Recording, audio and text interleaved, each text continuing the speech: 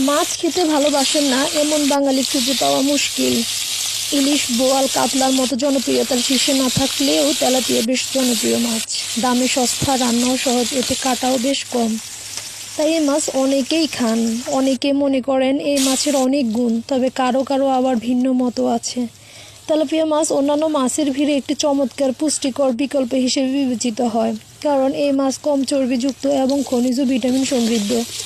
এই ক্ষেত্রে এটি স্বাস্থ্যের জন্য উপকারী। তেলাপিয়া মাছ খাওয়া হাড়ের জন্য উপকারী হতে পারে। এই মাছে অনেক পুষ্টি উপাদান পাওয়া যায় যা হাড়ের গঠনের জন্য ভালো।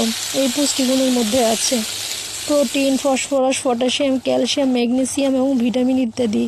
এই সমস্ত পুষ্টিগুলো হাড়কে ভালো রাখার পাশাপাশি হাড়ের ঘনত্ব বজায় রাখতে সাহায্য করতে পারে।